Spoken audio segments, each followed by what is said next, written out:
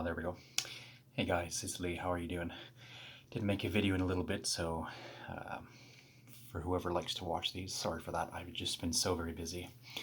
A new job has got me up early and working a good full day, so there's that aspect, and my social life that I have to some degree, and my kids, of course, on the weekends always. So it is what it is, and sometimes you just need a break to reinvent yourself and recuperate, or whatever, as you do for yourself continually, I'm sure, and should be doing, because I know I'm trying to do it. Anyways, there's a funny intro, but well, whatever. So I received a request to do a video about social anxiety, and I think that's a very important topic and subject because a lot of us experience that, particularly youth. And I do think that it's probably on the increase for some little bit until maybe we kind of get more cozy with each other as a human race again, something like that. Some people seem to have just a natural flair for talking with others or getting along with everybody or not being shy whatsoever in certain situations and circumstances, out in public, at work, at school, whatever the case may be, in their own family. But for those who are more introverted, and I know that I um, have been for most of my life, I do have some extrovert flair for sure lately, maybe more like in the last little bit, but it was kind of on and off. And I was mostly just a deep thinker and somebody that worried a lot. And I probably still do worry too much. I overthink things. And it gets me in my own head, in my own bubble a little bit. And I love humanity. I love the spirits. I love the God, all these things. But sometimes when you're in your head a lot, in your heart, and you don't know how to interact with people, especially when you think that they're not going to relate to you. Not everybody has certain things in common with everybody else. Obviously, it's all a big different mixed bag. So, with saying all that, yeah, I guess social anxiety, it's prominent in today's culture for sure. And we have gone from talking to each other regularly, or like, the town crier and social gatherings in the pub, to more domesticated modern lifestyle, whatever that means. And we've put ourselves in isolation. And funny at the time of the video with the COVID isolation, but it kind of does climactically pinpoint a symptom of our time, indeed, that we have isolated ourselves. Take away this so-called pandemic or not, but think about that. We kind of have. We live on our devices. I've seen pictures, as many of you probably have too, of, let's say, people sitting on a bus or a train. Could be America, could be Korea, and every person headphones on, or almost everyone, and a phone or iPad or something, and in their own thing, not talking to each other. So we've created some sort of oddity and strangeness and discomfort among each other.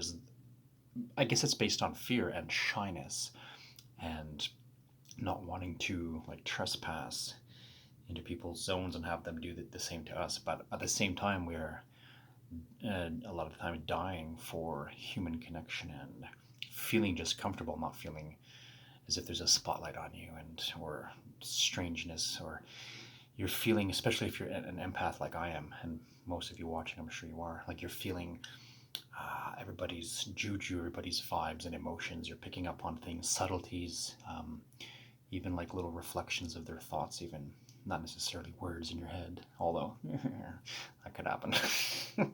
Yeah, but so there's that. And I can tell you personally that I have had moments where I felt like, oh, they all somehow know me, or uh, I could walk into a large department store or a mall or a busy Saturday or Sunday, nice day, walk at the park type thing.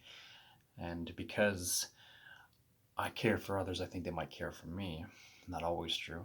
You can't care for everybody, obviously. Well, you could try.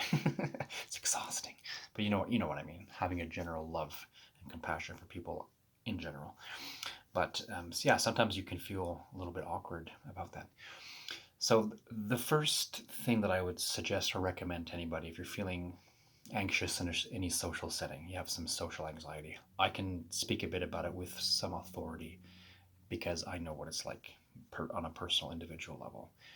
I can say the more that you get comfortable with yourself and accept your flaws, and keep working on your imperfections a bit at a time, and forgive yourself as you go, but accept and embrace yourself and realize deeply and purely, as best as you can, I guess, and I'm going to keep trying it, that we are all so very similar. We come from the same source, even if people have amnesia so bad they don't remember anything.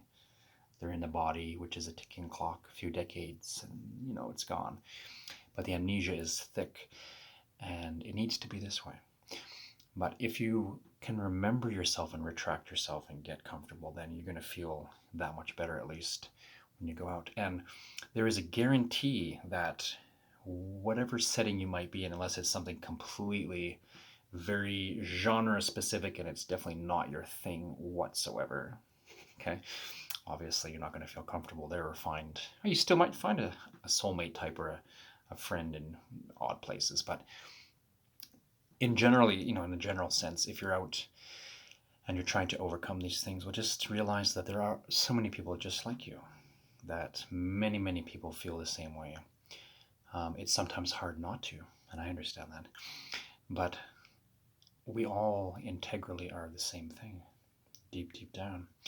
Under the pride, under the fear, under the mechanisms of ego, under the influences of all of our ignorance, all these things were very much the same. So the more you realize that, you start to understand where people are coming from, and you say, oh, well, maybe they're at that stage, or maybe they're going through this, or maybe this. You don't got to have a deep thought about every single stranger that you pass, but just give the benefit of the doubt that maybe they're just not open to wanting to be loving and forthcoming and talk about things, even if you might. Now, I have found some of my very best friends, just by the smallest little hello to a stranger, they became like a bestie for me. And that can happen to anybody, just for opening the gap, just for saying what normally isn't said, just for breaking the shyness. But you got to come back to breaking the shyness with yourself first. It really helps a lot. And I could always recommend it. I watched some other lady's video not too long ago, and she had a good idea of reminding people that if you want to overcome some social pressures or anxiety, try to find indeed places where like-minded folks might be. Yeah, online it can be hit and miss, just like in the person. I was going to say in real life. They're both real life, kind of. Yeah. But yeah, you can find people that are like you, and when you feel like you're accepted, like you're willing to accept others, and you can find those moments where you can be yourself with somebody else. If you get people like that, even just 1, 2, 3, even just one, even sometimes just one makes a difference. It really does. Then you'll feel part of a pack, or like you'll feel more comfortable, and this will help. And sometimes it can be hard to find the right types of genuine souls that might sync up with you, but sometimes it's really not, and sometimes it's just divine timing. And another recommendation I would say is to keep the humor about everything. Realize that for all the seriousness people put themselves in, and all the modality, like, oh, out in public everyone's dressed and they look all posh or professional, or not, but on the phones, but they breathe, eat, sleep, poop, so on and so forth. So when you have this sort of like humility about it, and it's not the right word, like not humiliating others in your mind, but when you just take down the masks and the pretensions, you can really read people well and just kind of have a giggle at how cute and silly sometimes we all can be, and not to take everything so serious and be feeling the judgment. Now, one of the amazing things one of the very many things that I remember Jesus saying was talking about judgment, and when he was saying, judge not and you shall not be judged. And that just means if you're always, and it's not that you're judging people, you suck, you this, you that, like some people do that all the time, to compliment or to dignify their own insecurities by putting others down. Many bullies, even if it's just like kept inside. Sometimes I have some pretty nasty thoughts. I get vicious in my mind about somebody. I might have an altercation with, road rage or something once in a while. It's embarrassing that I always like, oh, relax. But yeah, if you are judging yourself harshly, then you're going to put other people on a certain standard and maybe expect them to be a certain way. I was guilty of that a lot in my life. Having a high standard of, oh, people should be honorable and loyal and good and this and that and the other. And not everybody's at the stage that they're trying to be that. Not that I have my own perfection in all those areas myself in every which way imaginable, but I'm striving to be. So, but if you stop being hard on yourself, then you might stop being hard on others, even in just your mind. And it might alleviate some pressure or tension or social um, yeah, discomfort and whatever else you want to call it, social anxiety.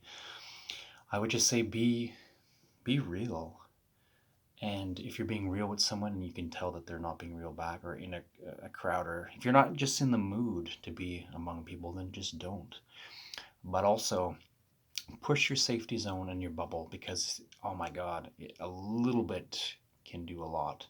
You already know this, but I'm saying it again to anyone watching, and up until now, 11 minutes in, please try little things and push yourself tiny bit. You'll be surprised at the momentum and the things that happen, and the levels of being that you might feel, feeling more sense of completion, and feeling just more confident about yourself, and feeling less worried and less hurried about things. Don't let others judge you. If you're feeling that is happening a lot, you get uncomfortable easily around others and their thoughts. Just don't take it so serious, and don't soak it in. Don't accept it. Especially if it's false, my gosh, don't even go there. Don't dignify that, and just, you don't know me, right? So choose your battles and choose your friends as best as you can, if I'm saying that okay. Like, don't overthink things. Don't be in positions where you definitely feel like completely out of your element. But if you do something once in a while, the ability naturally by default to do it again becomes easier, and you just pushing your boundaries a little bit, getting more comfortable. You can be, I don't want to say suave, but you can go somewhere and be like, all right, this ain't my scene, whatever, and you'll be fine with that. Trust me. And you can go in and be your genuine self, and by being a genuine self, you might catch the eyes of somebody cool, a potential friend, or just a friendly single serving friend that you'll talk to once in your life and never again. But you have that moment where you buddied up for a bit, or you could meet a potential lover or partner, and you could meet who knows what, someone that inspires you for something, or vice versa. So just genuine. And by doing so, a lot of these things just sort of not completely fade away, but they lessen, and you will find yourself empowered and happier and endowed with some extra oompa, and you'll thank yourself for it deeply. I don't know what else to say about this for the moment. I don't like making the videos too long. But there you go. I hope it helped. Genuine. And embrace you and see what happens. And don't let pressure, negativity, and judgment be on you. It's just not there. If you do something genuinely wrong, well, obviously you can self-fix. And I try to do this as often as I can with all my imperfections. But just keep that in mind and go with it like that. Fist bump, psh, bro hug to a bro or a sis, whatever. Psh. Catch you on the flip side, guys. Take it easy. All right. Much love, always.